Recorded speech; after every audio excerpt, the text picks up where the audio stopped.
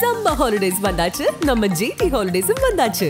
GT Holidays, South India's #1 travel brand. மார்க்கெட்லயே கம்மி சேதாரத்துல இன்னும் 1% தள்ளுபடி கொடுப்போம். ஓகே, வைரநக கேரட்டுக்கு 5000 தள்ளுபடி கொடுப்போம். தள்ளுபடி திருவிழா. குறைந்த விலை, நிறைந்த தரம். தங்கள் தேவைகள் அனைத்தும் ஒரே இடத்தில். ஜெயச்சந்திரன். நக்கீரன் நேயர்களுக்கு வணக்கம். இன்று நம்முடன் கருத்துக்களை பகிர்ந்து கொள்ள இணைந்திருக்கிறார் திராவிட இயக்க சிந்தனையாளர் வல்லம் பஷீர் அவர்கள். வணக்கம் சார். வணக்கம்.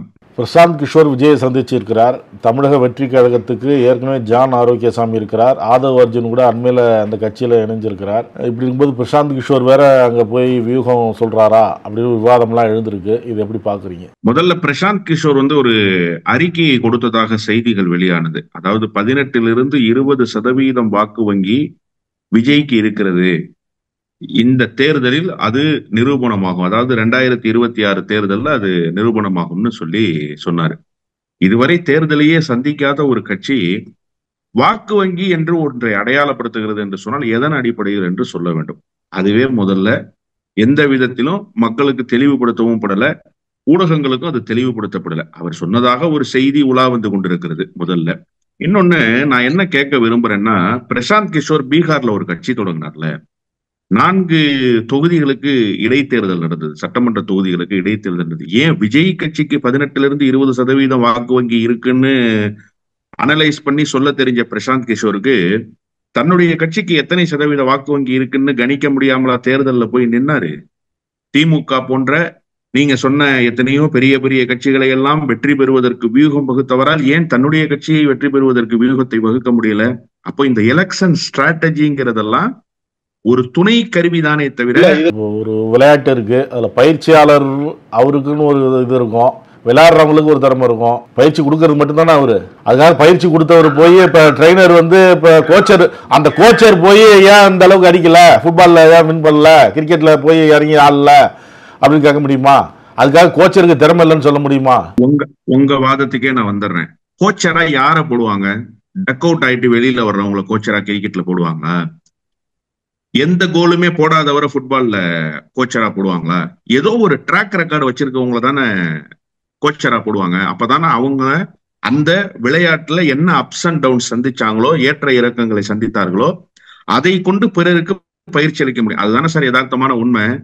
தேர்தல் களத்தையே சந்திக்காத ஒருவர், தேர்தல் களத்தை ஒரே ஒரு முறை சந்தித்து விட்டு அதில் படுதோல்வியை தழுவிய ஒருவர் இங்க தேர்தல் வியூகங்களை வகுப்பாருன்னு சொன்னா அந்த வியூகம் எப்படி சரியா இருக்கும்னு கேட்கிறேன் நான். இல்ல, இப்ப அவரை பொறுத்த வரைக்கும் அறிந்தவர்கள், படித்தவர்கள், மேல்தட்டு மக்களுக்கு மட்டும் அந்த அவர் தெரிஞ்சுக்கிறதுக்கான வாய்ப்பு அதிகம். நடிகர்களா இருக்கிறாருல விஜய், இவர் தான் சொல்றாரு, குட்டீஸ் முதல் பாட்டிஸ் வரை எனக்கு எல்லாருமே ஒவ்வொரு வீட்லயும் ஒரு வாக்கு இருக்கு அப்படிங்கிறாரு. குழந்தைகள் கூட வாக்களிக்கிறதுக்கு விஜய்க்கு தயாரா இருக்காங்க. ஆனா என்ன ஒரு துரதிருஷ்டவசமான சூழல்னா, 18 வயசு ஆகணும், 18 வயது நிரம்பியவர்கள் தான் வாக்களிக்க முடியும். அவர் குழந்தைகள் அணின்லாம் ஒண்ணு உருவாக்கிட்டார் சார். குழந்தைகள்லாம் படத்தை பார்த்துட்டு விஜய் அங்கிளுக்கு ஓட்டு போடணும் அப்படின்னு தான் சொல்லிட்டு இருக்கு வீட்டுல எல்லாம். ஆனா என்ன பிரச்சனைனா, 18 வயசு நிரம்பினாதான் ஓட்டு போட முடியும். இந்த உண்மை விஜய்க்கு தெரியணும், அந்த குழந்தைகளுக்கு தெரிய வேண்டிய அவசியம் இல்லை. அதெல்லாம் சின்ன பிள்ளைகள் தெரியாம பேசிக்கிட்டு இருக்கு. விஜய்க்கு இந்த உண்மை தெரியணுங்கிறது தான் யதார்த்தமான செய்தி. நான் இப்ப என்ன சொல்ல வந்தேன்னா அதுக்குள்ள நீங்க குறுக்கிட்டீங்க, சப்ஜெக்ட் மாறிடுச்சு. நான் சப்ஜெக்டுக்கு வந்துடுறேன். பிரசாந்த் கிஷோர் வந்ததாலேயே ஒரு பெரிய வியூகத்தை வகுத்து விஜயின் வெற்றி முகட்டை எளிதாக்கி விட முடியும் அப்படின்னு சொன்னா அது உண்மை இல்லை. அதற்கான சாத்தியக்கூறுகள் இல்லைன்றதுனாலதான் பீகாரினுடைய இடைத்தேர்தலை நான் உதாரணமாக சொன்னேன். ஒண்ணு ஒரு வியூக வகுப்பாளர்கள் இருந்தாலே பெரிய பிரச்சனை உண்டாகி போகும் கட்சிக்குள்ள. அதுவும் கட்டமைப்பு சீரா இருக்கிற கட்சிக்குள்ள. நான் சொல்றது இங்க கட்டமைப்பே முதல்ல உருவாக்கப்படல. கட்சி தொடங்கி 1 வருஷம் கழிச்சுதான் மாவட்ட செயலாளர் போடுறீங்க. கட்சி தொடங்கி 1ஆம் ஆண்டு துவக்க விழா முடிஞ்சதுக்கு பிறகுதான் நீங்க என்ன பண்றீங்க, அணிகளையே அறிவிக்கிறீங்க, இந்தந்த அணியெல்லாம் இந்த கட்சியில இயங்க போகுதுன்னு சொல்றீங்க. இப்படி பலகீனமாக இருக்கிற கட்டமைப்புக்குள்ள நீங்க சொன்ன பிரசாந்த் கிஷோர், நீங்க சொன்ன ஜான், நீங்க சொன்ன ஆதவ் அர்ஜுன், இவர்கள் எல்லோரும் போய் ஒரு சேர அந்த இடத்துல அகாமடேட் ஆயிருக்காங்க. இப்ப என்ன அப்படின்னு கேட்டீங்கன்னா, இவங்கெல்லாம் என்ன வியூகத்தை வகுக்க போறாங்கிறது இருக்குல்ல. இவங்க என்ன வியூகம் வகுத்தாலும் நாக்பூர் என்ன வியூகம் வகுக்குதோ அதான் சார் செயல் திட்டம் அந்த கட்சிக்கு.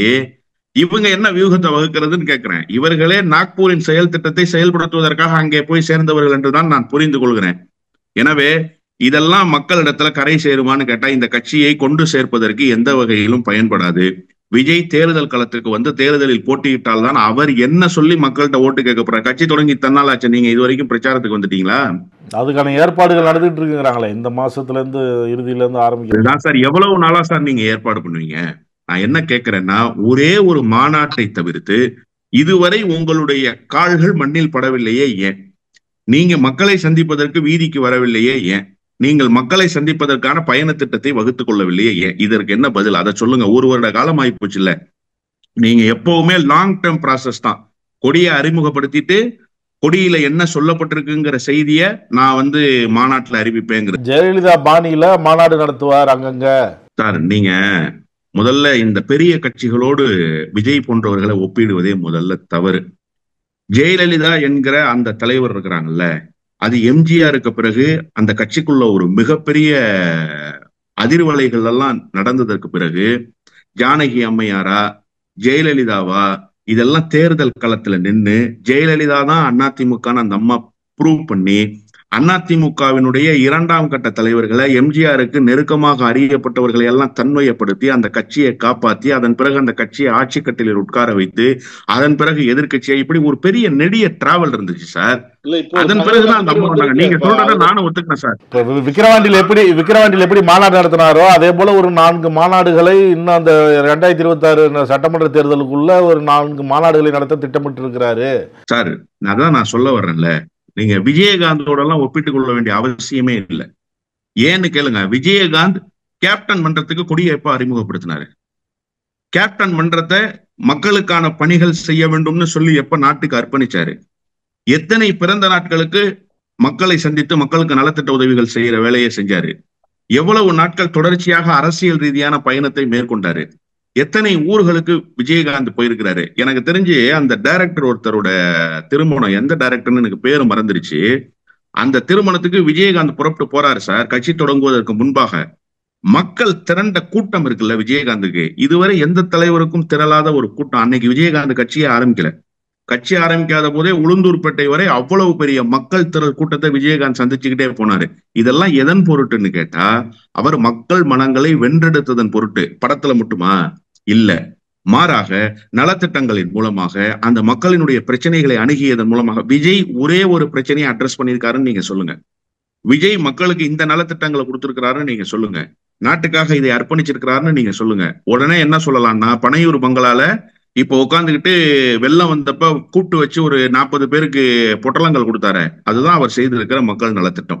இதை தாண்டி அவருடைய கட்சி கட்டமைப்புக்கு முன்பு இருந்த ரசிகர் மன்றம், அவர் எந்த அளவுக்கு மக்களிடத்துல போய் சேர்ந்திருக்கிறாங்கிறத வச்சுதான் நீங்க இந்த கூட்டமெல்லாம் மொபைலைஸ் பண்ணி நீங்க பொலிட்டிக்கலா கெயின் பண்ண முடியுமா, அரசியல் ரீதியா ஒரு வெற்றியை குவிக்க முடியுமான்னு பார்க்கணும். அதற்கான சாத்திய கூறுகள் எல்லாம் இப்போது விஜய்க்கு இல்ல. முதல் விஜய் மக்களிடத்துல வந்து சேரணும் சார். அவர் இன்னும் மக்கள்கிட்டயே வந்து சேரல சார். இதுவரைக்கும் திரைத்துறையினுடைய உச்ச நட்சத்திரமாகத்தான் இருக்கிறார். அவர் அரசியல் கட்சியினுடைய தலைவராக இன்னும் மக்களிடத்தில் அடையாளப்படல. அந்த வேலையை முதல்ல செய்துட்டு தான் அதன் பிறகு தேர்தல் வெற்றி குறித்தெல்லாம் அவர் பேசணும். நீங்க வந்து பேசிக் ஸ்ட்ரக்சரே இல்லாம இருந்துட்டு கடைசியா நான் 16வது மாடியில ஏசி போடுறதா இல்ல 16வது மாடியை ரூஃப் டாப்பா விடுறதான்னு பாத்துக்கிட்டு இருக்கிறேன்னு சொன்னா அந்த கன்ஸ்ட்ரக்ஷன் நிக்குமா? அந்த மாதிரி தான் இந்த கன்ஸ்ட்ரக்ஷன் இருக்குங்கிறது தான் யதார்த்தமான உண்மை. இந்தியா டுடே கருத்து கணிப்பு நடத்தி அது வெளியாயிருக்கு, அதை பார்த்துருப்பீங்க. சொல்ற மாதிரி விஜய் குறித்தும் அந்த கருத்து கணிப்புல இடம்பெற்றிருக்கு. தனித்து போட்டிட்டார்னா ஆளுங்கட்சி எதிர்கட்சி இப்ப இருக்குல்ல, அவங்களுடைய வெற்றி தோல்வியை தீர்மானிக்கிற மாதிரி இருப்பாரு தனித்து போட்டிட்டா. அதே நேரத்தில் அதிமுக பாஜக விஜய் 3 கூட்டணி வச்சதுன்னா திமுகவுக்கு நெருக்கடியாக இருக்கும் அப்படின்னு சொல்லப்பட்டு. தனித்து போட்டிட்டா ஆளுங்கட்சி எதிர்கட்சிக்கு 2 கட்சிக்கு நெருக்கடி கொடுப்பாருங்கிறதே முதல்ல உண்மை இல்லை. ஏன்னு கேளுங்க, வெற்றி தோல்வியை தீர்மானிக்கிற மாதிரி. அதான் சார், 2 கட்சிக்கும் வெற்றி தோல்வியை தீர்மானிக்கிற இடத்துல அவர் இருக்க மாட்டார் சார். ஒரே ஒரு கட்சியினுடைய வெற்றி தோல்வியை தீர்மானிக்கிற இடத்துல இருப்பார். அது எந்த கட்சின்னா அதிமுக. ஏன்னு நான் சொல்றேன், அதிமுக எதையெல்லாம் முன்வைக்கிறதோ அதையெல்லாம் அவரும் தன்னுடைய முழக்கமாக முன்வைத்தார். திமுகவினுடைய கொள்கை சாயலாக விஜய் கட்சி தொடங்கியிருக்காரா? இல்ல. அதிமுகவினுடைய கொள்கை சாயலாக கட்சி தொடங்கியிருக்கார். எடப்பாடி பழனிசாமி என்ன பேசிக்கிட்டு இருக்கிறாரோ அதையே நகல் எடுத்தால் போல பேசுகிறார். திமுக எதிர்ப்பு ஒன்றே பிரதானமாக பேசுகிறார். திமுக எதிர்ப்பு அரசியலே பிரதானமாக பேசுகிறார். எடப்பாடி பழனிசாமி ஒரு ஸ்டேட்மெண்ட்டை கொடுத்துட்டு அந்த ஸ்டேட்மெண்ட்ல இருந்து ஒரே நாள்ல மாறுபடுவார். அந்த மாதிரி மாறுபடுறாரு. ஆளுநர் என்பதே தேவையில்லை என்ற தீர்மானத்தை நிறைவேற்றிவிட்டு அந்த மை காய்வதற்கு முன்பாகவே ஆளுநரை போய் சந்திச்சு ஆளுநர் இடத்துல புகார் மனுவை கொடுக்கிற வேலையை செய்யறாரு. கொள்கை தலைவர்னு பெரியாரை முன்னிறுத்திட்டு கொள்கை தலைவராக இருக்கிற பெரியார் குறித்து கண்ட கலிசடைகளும் அவதூறு கருத்துக்களை பரப்புகிற போது அது குறித்து வாய் திறக்காமல் கள்ள மௌனம் சாதிக்கிறார். இன்னொன்று, வேலு நாச்சியாரை அடையாளமாக காட்டுகிறார். வேலு நாச்சியாரினுடைய தனித்துவம் என்ன? இந்து முஸ்லீம் ஒற்றுமையை அந்த ராணி பேசினாங்கிறது அவருக்கு இருக்கிற மிகப்பெரிய தனித்துவமே. இன்றைக்கு திருப்பரங்குன்றத்துல ஒரு மிகப்பெரிய அசாதாரணமான சூழல் நிலவுகிற போது விஜயினுடைய கருத்து யார் பக்கம் நிற்கிறது? நீங்க ஹெச் ராஜாவின் பக்கம் நிற்கிறீங்களா, இல்ல சிக்கந்தர் மலையினுடைய உரிமைகளை தடுக்காதீர்கள் என்று சொல்கிற மதச்சிறுபான்மையினர் பக்கம் நிற்கிறீங்களா? உங்க கருத்து யார் பக்கம் நிற்கிறது? இப்படி எல்லாம் எதிலையுமே உங்களுக்கு கருத்தே இல்லை. எடப்பாடி பழனிசாமியை ஒட்டித்தான் நீங்களும் இயங்கி கொண்டிருக்கிறீங்க. எனவே அவருடைய தேர்தல் களம் தனித்து இருந்தால் அது அதிமுகவினுடைய வெற்றியை மிகப்பெரிய அளவில் பாதிக்கும். ஏன்னா அவர் சொல்றதெல்லாம் அதிமுகவை குறி வச்சுதான். திமுகவிலிருந்து யாரையாவது கூப்பிட்டு சேர்த்துக்கிட்டாரா? அதிமுக இருக்கிற இந்த பாஜகவுல இருந்து போனாரு ஒருத்தர், ஐடி விங்ல இருந்தார் பாருங்க, அவரை கூப்பிட்டு திரும்ப சேர்க்கிறாரு. அதிமுகவுல இருக்கக்கூடிய முன்னணி தலைவர்களிடத்துல பேச்சுவார்த்தை நடத்துறதாக செய்திகள் வருது. திமுகவை குறி வைத்து அவர் காய் நகர்த்துறாரா? இல்ல. அதிமுகவினுடைய வாக்கு வங்கிக்கு சிதலம் ஏற்படுத்த வேண்டும் என்பதுதான் அவருடைய நகர்வாக இருக்கு.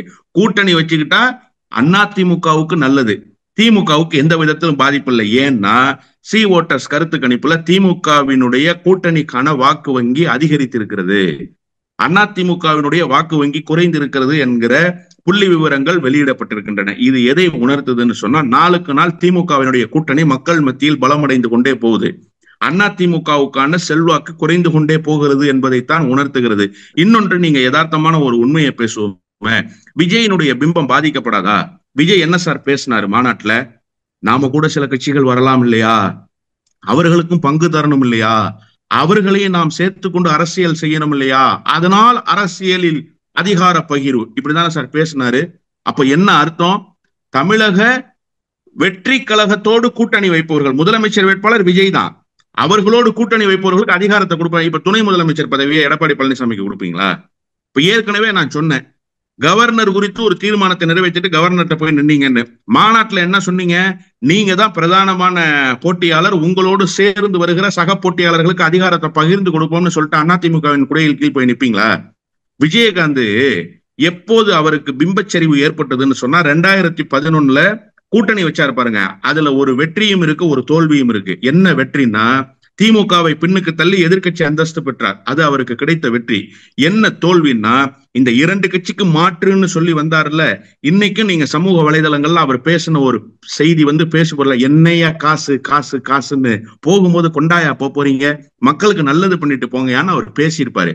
அது என்ன மாநாட்டுல பிரதானமா பேசினார்னா, ரெண்டு கட்சியும் ஊழல் கட்சி, இந்த ரெண்டு கட்சியும் அப்புறப்படுத்தணும்னு சொல்லி அவர் பேசினார். ரெண்டு கட்சியும் நீங்க அப்புறப்படுத்தணும்னு சொல்லி பேசிட்டு ஒரே ஒரு சட்டமன்ற தேர்தலை 2006 மட்டும் சந்திச்சுட்டு, அடுத்து 2011 சட்டமன்ற தேர்தலில் அதிமுகவோட நீங்க கூட்டணி வச்சீங்கல்ல, அங்கிருந்து துவங்கியது விஜயகாந்துக்கான அரசியல் சரிவு. அப்படித்தான் நான் புரிந்து கொள்கிறேன். இப்ப எந்த ட்ராக் ரெக்கார்டுமே இல்லாத விஜய்க்கு எப்படி சரிவு தொடங்கும்னு நீங்க யோசிச்சு பாருங்க. எனவே விஜய்க்கு இது ஒரு ஆசிட் டெஸ்ட், அமில பரீட்சை தான். தனித்து நின்னா அவரால் எத்தனை சதவீத வாக்குகளை பெற முடியும் என்பது இங்க இருக்கக்கூடிய $1 மில்லியன் கொஸ்டின். இரண்டாவது, கூட்டணியோடு போட்டியிட்டால் அவர் ஏற்கனவே பேசிய கருத்துக்கள், அவர் ஏற்கனவே முன்வைத்த முழக்கத்துக்கு மிகப்பெரிய பின்னடைவு ஏற்படும். இதையெல்லாம் தாண்டி எப்படி இருந்தாலும் பாதிப்பு அதிமுகவுக்கு தானே தவிர திமுகவுக்கு எந்த பாதிப்பும் இல்லை. அதுல அந்த கருத்து கணிப்புல இப்ப திமுகவுக்கு செல்வாக்கு கூடியிருக்குன்னு சொன்னீங்கல்ல, அதிமுகவுக்கு 3% குறைஞ்சிருக்குன்னு சொல்றாங்க. ஆமா, அதிமுகவினுடைய வாக்கு சதவீதம் 3% குறைஞ்சிட்டதா நான் உணரல.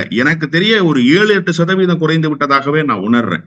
நீங்க எந்த அடிப்படையில்னு பாத்தீங்கன்னு சொன்னா, அதிமுகவுக்குள்ள இப்ப இருக்கக்கூடிய ஒரு பூசல் இருக்குல்ல, இது அதிமுகவினுடைய கீழ்நிலையில் ஒரு நீருபூத்த நெருப்பாகவே இருக்குங்கிறது தான் யதார்த்தமான உண்மை. நான் என்ன கேட்கிறேன்னா சார், அரசியல் கட்சியில இயங்கி கொண்டிருப்பவர்கள், நான் ஓட்டர்ஸ் சொல்லல, வாக்காளர்களை சொல்லல, அரசியல் கட்சியில் இயங்குபவர்கள் வாக்குச்சாவடிக்கு வாக்கு செலுத்தாமல் இருக்கவே மாட்டார்கள். அப்போ ஈரோட்ல அதிமுகவுக்குன்னு ஒரு ஓட் பேங்க் இருக்கு தானே, அது சீமானுக்கும் போகலன்றது ட்ராக் ரெக்கார்டு தெரிஞ்சு போச்சு, ரிசல்ட்ல தெரிஞ்சிருச்சு. நோட்டாவுக்கும் போகலன்னு தெரிஞ்சிருச்சு. நிச்சயமா அதிமுக காரன் திமுகவுக்கு ஓட்டே போட மாட்டான். ஆனா அதிமுகவினுடைய வாக்கு பதிவாச்சான்னு கேட்டா, இப்ப அதுக்கு விடை தெரியாம தான் அதிமுகவினுடைய நிர்வாகிகள் தவித்துக் கொண்டிருக்காங்க. அதிமுகவினுடைய வாக்கு பதிவாச்சா பதிவாகலையானே கண்டுபிடிக்க முடியல. இப்ப அதிமுகவுக்குள்ள இப்படி ஒரு சிக்கல் வந்திருக்குல்ல, ஒரு தேர்தலையே சந்திக்க முடியாத சூழல் வந்திருக்குல்ல. 11 தோல்வி பழனிசாமி, 12வது தோல்வி பழனிசாமி ஆயிடக்கூடாதுன்னு தானே இந்த தேர்தலை புறக்கணிச்சாரு.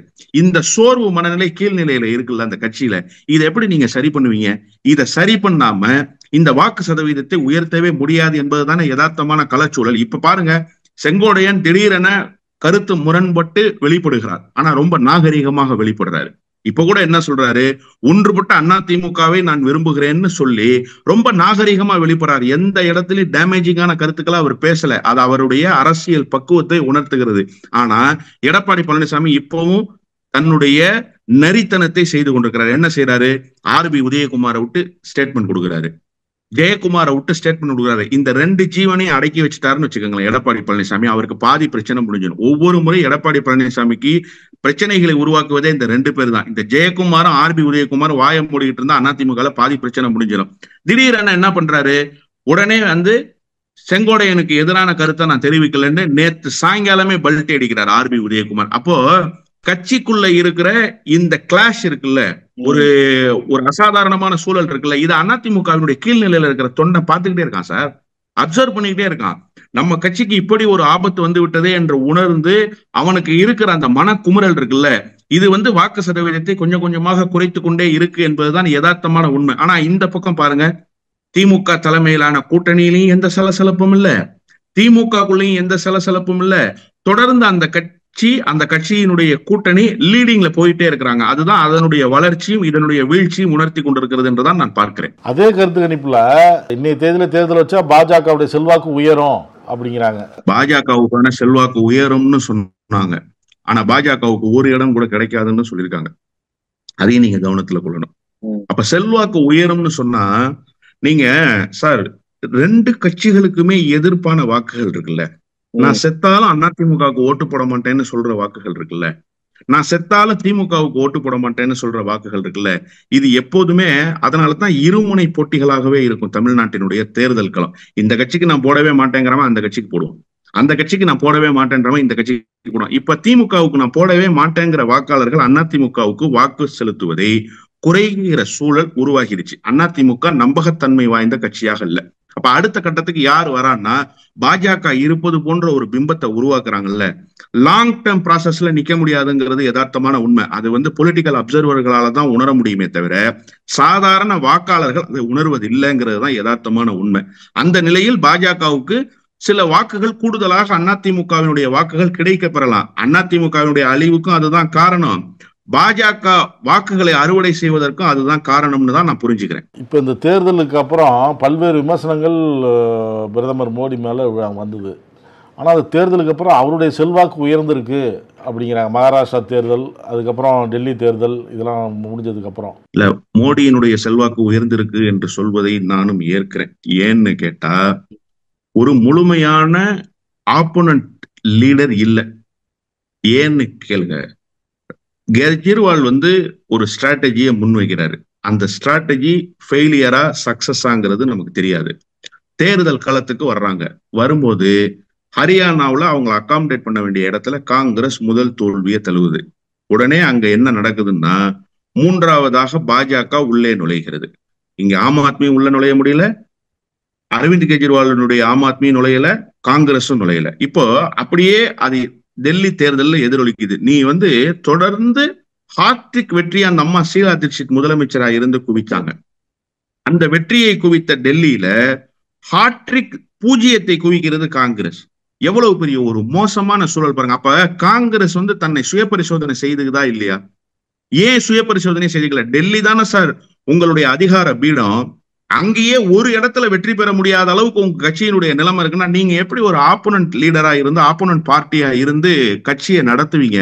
எப்படி ஒரு மாற்றாக நீங்க உங்களை முன்வைப்பீங்க? எனவே மோடிக்கு மாற்றாக முன்வைக்கப்படுவதற்கான ஒரு தலைவரே பிம்பப்படுத்தப்படலைன்றதுதான் யதார்த்தமான உண்மையா இருக்கு. அந்த ரேஸ்ல ராகுல் ஓடி வருகிறார். ஆனால் ராகுலை காங்கிரஸ் கட்சியினுடைய நிர்வாகிகள் பிடித்து கீழே இழுத்து தள்ளுகிறார்கள் என்பதுதான் யதார்த்தமான உண்மை. இது எப்படின்னா, நீங்க 2 பயணம் போனாரு, பாரத் ஜோடோ யாத்ரா, பாரத் நியாயா யாத்ரா. மிகப்பெரிய வெற்றியை தேடி தந்த பயணம். அதை அறுவடை செஞ்சீங்களா? 5 மாநில தேர்தல் நடந்தது இல்ல சார். 5 மாநில தேர்தல் நாடாளுமன்ற தேர்தலுக்கு முன்னோட்டமாக பார்க்கப்படுகிற தேர்தல் தானே. அங்க மத்திய பிரதேச மாநிலத்துல முதலமைச்சரே மோடியினுடைய பிம்பத்தை அடையாளப்படுத்தி தான் தேர்தலை சந்திக்கிறாரு. உங்களுக்கு என்ன கேடு வந்துச்சு ராகுல் காந்தியை முன்னிறுத்தி தேர்தலை சந்திக்கிறதுல? எந்த ஈகோ உங்களை தடுக்குது? இந்தியா கூட்டணி ஃபார்ம் ஆயிடுச்சு இல்ல? இந்தியா கூட்டணியினுடைய தலைவர்கள் 3-4 முதலமைச்சர்கள் இருந்தாங்கல்ல, அவங்களெல்லாம் தேர்தல் பிரச்சார களத்துல கொண்டு போய் ஒரு மேடை ஏற்றி மோடியினுடைய அட்டூழியங்களுக்கு சாவு மணி அடிப்பதற்கு இது முன்னோட்டமாக இருக்கிற தேர்தல்னு பிரச்சாரத்தை முன் வச்சுச்சா காங்கிரஸ்? தவறுனாங்க. 5 மாநிலத்துல தெலுங்கானாவை தவிர மீதி எல்லாம் ஊத்தி மூடியாச்சு. இப்ப ஹரியானாவுல ஒரு செட்டில்மெண்ட் வர்றதுக்கு கூட மனநிலை இல்லாம அங்கேயும் ஆட்சியை இழந்துட்டீங்க. டெல்லியில 0 ஓட்டு வாங்குறீங்க, நீங்க 0 இடம் கிடைக்குது உங்களுக்கு. அப்போ நீங்க எந்த இடத்துல மோடிக்கு மாற்றா இருக்கீங்கிற கேள்வி இருக்குல்ல. மாற்றே இல்லாத போது மோடியினுடைய பிம்பம் உயரத்தான் செய்யும். காலி பெருங்காய டப்பா அது நமக்கு தெரியும். ஆனாலும் அந்த பெருங்காய டப்பாவை வீழ்த்துறதுக்கு ஒரு சின்ன டப்பா கூட கிடைக்கலங்கிறது தான் இங்க இருக்கிற யதார்த்தமான உண்மை. காங்கிரசினுடைய பலகீனம் மோடியை பலப்படுத்தி கொண்டே இருக்கிறது என்பதை யாராலும் மறுக்க முடியாது. அதை ஏற்கத்தான் வேண்டும். அந்த கருத்து கணிப்புக்கு அப்புறம் உங்களை போன்றவர் பேசுனது இந்தியா கூட்டணியில் உள்ள முரண்பாடுகளும் களையப்படணும். அதே நேரத்தில் காங்கிரஸ் தன் கட்சியில் உள்ள பிரச்சனைகளை சரி செஞ்சாதான் செல்வாக்கு காங்கிரஸ் உயர்த்த முடியுமே தவிர வேற வழி இல்லை அப்படின்னு சொல்லியிருக்காங்க. அந்த கருத்து கணிப்புகளையும் காங்கிரஸுடைய செல்வாக்கு சரிந்ததாக தான் போட்டிருக்கிறாங்க. ராகுல் காந்தி உட்பட காங்கிரஸ் கட்சி தலைவர்கள் என்ன முடிவெடுக்கிறாங்க அப்படிங்கிறத பொறுத்திருந்து பார்ப்போம். கருத்துக்களை பகிர்ந்து கொண்டதற்கு நன்றி. நன்றி. நக்கீரன் டிவிக்கு சப்ஸ்கிரைப் செய்யுங்கள். உங்கள் ஆதரவே எங்கள் பலம். ஆசிரியர்களுக்கு நண்பனாகவும் மாணவர்களுக்கு ஆசானாகவும் திகழும் தேர்வு வழிகாட்டி. ஒவ்வொரு பாடத்திற்கும் அனுபவமிக்க ஆசிரியர்களின் துல்லியமான தெளிவான விடைகள். CNC இருக்கு, தேர்வு பயம் எதற்கு? இது தீரன் பப்ளிஷிங் ஹவுஸ் விற்பனை வெளியீடு.